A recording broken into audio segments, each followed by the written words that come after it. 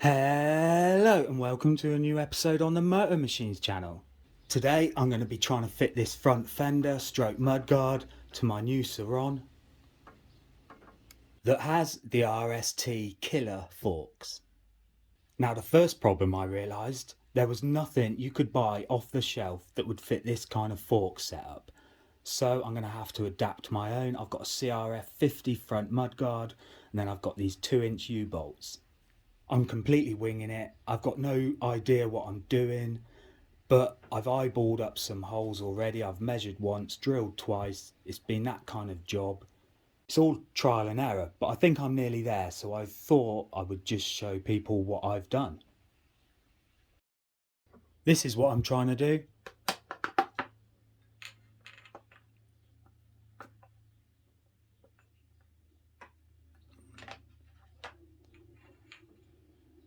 You get the kind of idea. I'm just going to try and bolt it all together and make sure it all looks reasonably straight. And there we have it, it's finished now. I just had to bring it outside into the light, but I'm reasonably happy with the job, to be fair. It feels really robust. It's definitely a heavy duty job. It's not going to come off. Doesn't look the best, but that's because of the part I've had to use. That's not my fault. I do think though that it has gone really well, and I'm quite impressed with exactly how it's gone. Obviously this is only Mark 1. I could do a much better job next time. I've also got some bit of tidying up to do on here. You can see the silver U-bolts. Well, I'll either hammerite black them or I'm going to try and carbon fibre wrap them. We'll see. I'm not sure yet, but that's for another day. And maybe if I get a CRF 70 front fender, that'll overhang a little bit more and it'll look more in proportion. But yeah, I'm really pleased. It should do a better job than the one I had previously, but I'm not sure how long I'll keep this on for because it does look more like a dirt bike now. For the winter, I'm definitely going to want it on. Maybe in the summer and the dry months like now, I will revert back to the standard one that I had on there. Anyway, we're going to go over there now and have a closer look. Now then, you can't really see a lot, but I've put electrical tape around these just to protect it from scratching or anything silly like that. You can see it's a really sturdy job. That's not going anywhere. You got the principle of it, just overhanging here. The mudguard pushes up against it and you put your bolts on underneath. Underneath's a different matter. That looks like a dog's dinner, to be fair. But no one's going to see that, so I'm not really worried. Now, this is what you see from behind. It was pre-drilled. I've had to drill new holes. But there's nothing else you could do.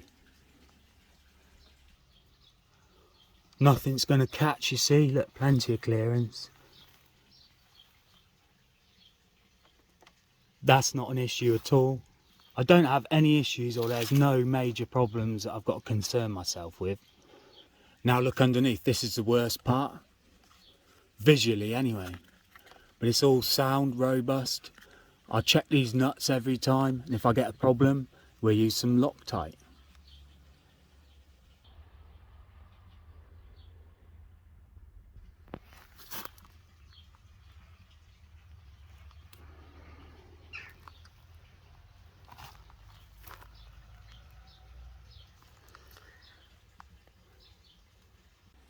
The most time consuming part was leveling it up properly, because you've just got to tighten it one by one, not too much, and just slowly ease it into position and then tighten it up.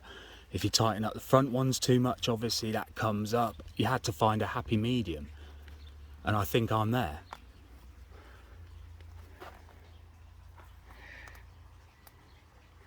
You won't even notice these once I sort them out. Right, I just thought I'd quickly show you what I used. That's a 2-inch gap. That's bloody aeroplane or helicopter or something. Oh my, that's loud. Let's try again then. I just wanted to show you these square U-bolts. That's a 50mm gap, and then that's roughly about 50mm down there again. Just the plain shaft's about 15-20mm, and the rest of that is threaded, and that's a 10mm thread, 17mm nut. Took me a while to find this size on eBay. A lot of them were a lot longer. Obviously I didn't really want longer because I'd have then had to cut them off and probably get the little hacksaw on the threads, because whenever you cut a thread off you always end up with a bit of a problem. So that just made the job really easy. Perfect size. You could do with a little bit of a shorter thread if you could find them, but otherwise that was perfect for the job. And there you go, that's how I fitted a front fender to my RST Killah Forks on my Surron. If you've got any ideas or suggestions or any improvements, I'll be grateful to hear them in the comments below. And I also enjoy reading a lot of the comments, and I try to reply to everything. I probably forgot to mention something because this was a rush job. Like I said, I did it off the top of my head. I was just doing it as I went along, and it's turned out reasonably well. Hope you enjoyed or maybe learnt something, and maybe I shall see you in the future. MOTO Machines out.